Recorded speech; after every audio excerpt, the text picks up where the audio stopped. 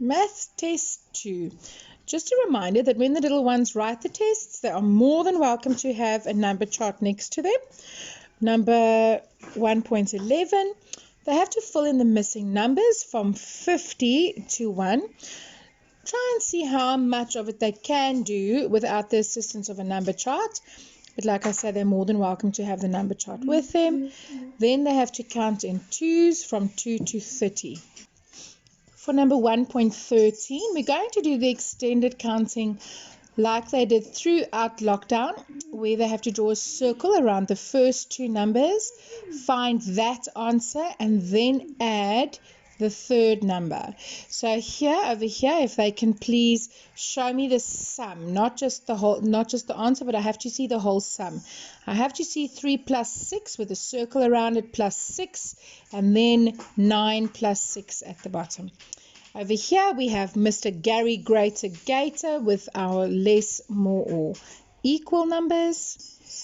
And then we go straight into doubling. They have to take the first number and double it and then give me the answer. So by number, for an example, they are more than welcome to write 3 plus 3 equals 6.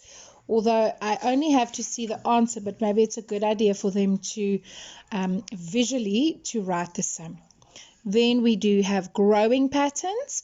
So I have to see 1, 2, 3, and then 4 little houses. I need to know that they can make that connection, that the pattern grows. 2D shapes. Now this picture is quite tricky because you'll see with the triangles, you have your triangles over there and there, but then you have the smaller triangles in between, and even that space creates a triangle. So what I would suggest here is take your twisties and let your child color in each shape with that specific number, specific color, so that it does stand out. Otherwise they will lose track when they just try and count them out. When they come over to time, they can write 800.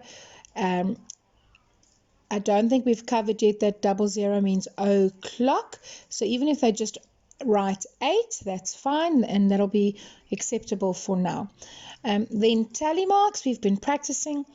Try and encourage your child to actually count in 5s and not count each individual line. Let them count out 5, 10, 15, 20. Which brings us to the end of our second maths test.